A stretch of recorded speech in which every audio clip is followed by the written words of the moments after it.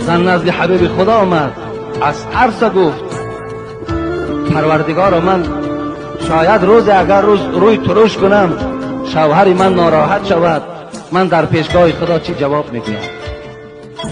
و اگر پارسا باشد و خوش سخن، نگه در نکویی و زشتی مکن.